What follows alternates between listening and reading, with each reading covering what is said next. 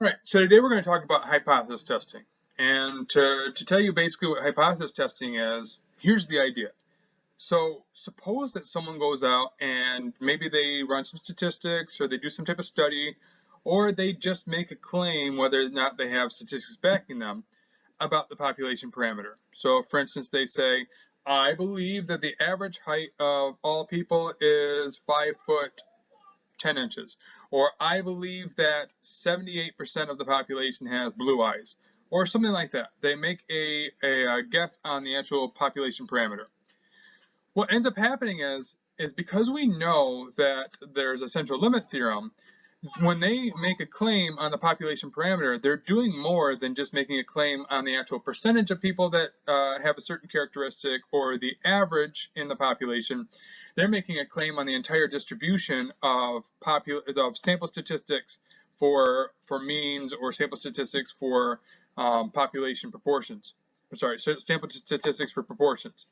So because they're making this big claim, we can actually test whether or not their claim is actually true. So for instance, if I said, I believe that the average height of all human beings is 4 foot 3 inches, then I might be wrong. And if I make that claim, you might want to prove that I'm wrong.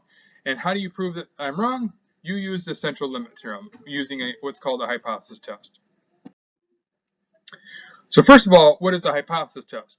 A hypothesis test is when you use the central limit theorem to test whether or not an assumption on the population's parameter is correct.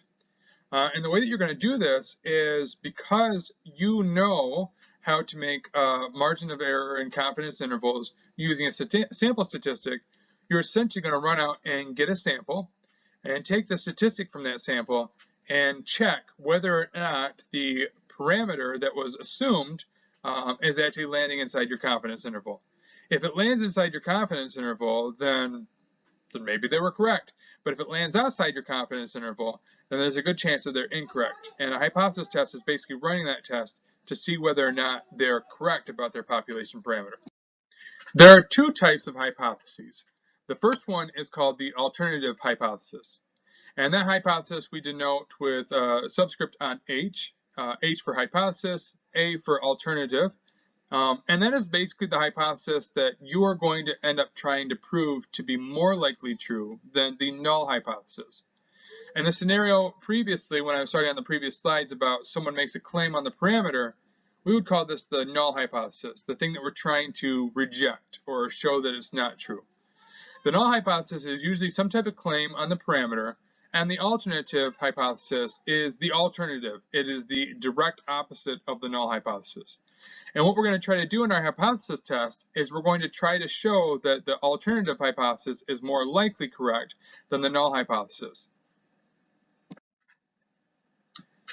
There are a couple of different ways to make the null hypothesis along with the alternative hypothesis.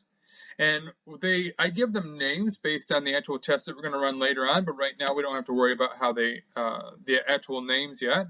But here's just some examples of ways that the null hypothesis and alternative hypothesis can be put together. So the first one we see is a left tail hypothesis. And in that left tail hypothesis, I'm saying that the average for the null hypothesis is claimed to be greater than or equal to 5. And the alternative hypothesis is going to say, no, it's less than 5. You should notice that these are direct opposites. Either the average is greater than or equal to 5, or it's less than 5. And so these are complete opposites. And the null hypothesis is the thing that we're going to try to reject, and the alternate hypothesis is the thing that we're going to try to support.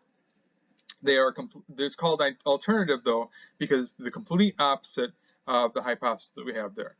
Now, if you're thinking about the left, if you want to kind of know already where the left is coming from, look at the alternative hypothesis. Less than 5, we're on the left-hand side in some distribution. For the right tail test, you could also say that the null hypothesis is that you're less than or equal to 0.42, 42%. It's less than or equal to 42% of the population. The alternative hypothesis is the direct opposite. It would be greater than 42%. For a two-tailed test, you might be claiming that the null hypothesis is equal to 5.3, the mean is equal to 5.3, and the alternative hypothesis, what's the opposite of being equal to? It would just be not equal to. The idea here to notice is that the null hypothesis and the alternative hypothesis are complete opposites, and that one of them has to be true. And so that's what we end up having when we're looking at the types of hypotheses that we can put together. So when we run a test, what we're going to do is we're going to get a test statistic. A test statistic is just a sample statistic from a sample that we're going to use with the central limit theorem to guess whether or not the null hypothesis could be true or if we're going to reject it.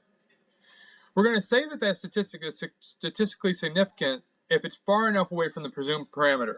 So suppose that someone says, I believe that the average number of candy bars a person eats a day is 12. And we go, wait, I don't think it's 12. I think it's more than 12. Then the question is whether or not we get a number from our statistic that is way larger than 12, showing that they're wrong. It's way larger than 12. The level of significance is the probability of making an error of rejecting that true null hypothesis, and we call that alpha. And alpha is equal to 1 minus c. C is that level of confidence. So what's the probability that we might make an error in rejecting that true null hypothesis? So in that example that I just kind of pointed out, what we would be saying is, okay, so someone makes a claim. So first of all, I said that, so we have a null hypothesis and an alternative hypothesis.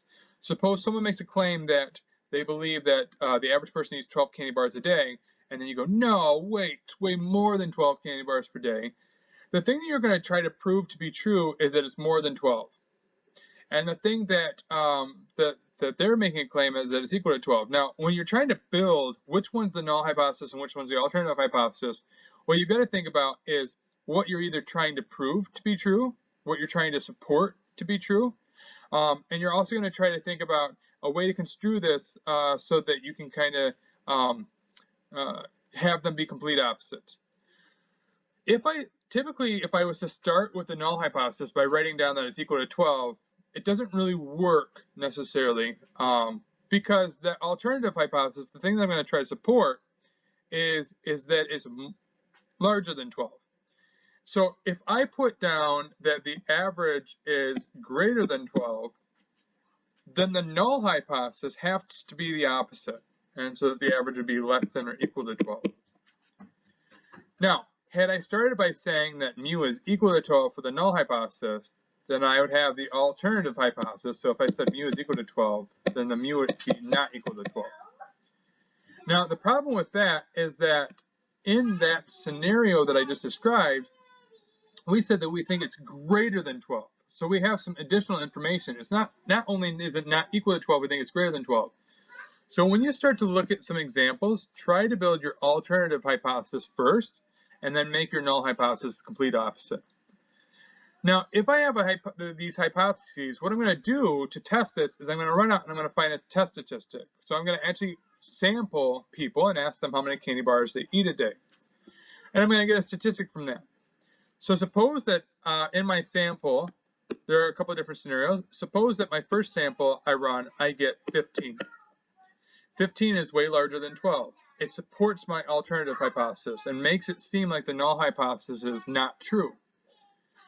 Is it large enough? Is it far enough away from the presumed parameter being 12? Maybe. If it's large enough, if it's far enough away, we would say it's statistically significant, that it's proving my point.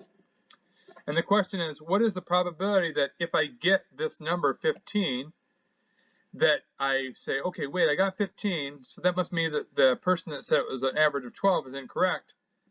The question is whether or not the probability supports that. What's the probability that I say that they're incorrect, but my sample was, well, maybe my sample was, not the greatest sample or something like that, just accidentally, even though I did a simple random sample.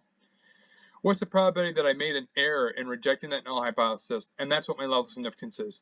So essentially it is, okay, I got 15. It was so much larger than 12 that I said, oh, this is not right. I rejected that and said, oh, it's not right because I got 15.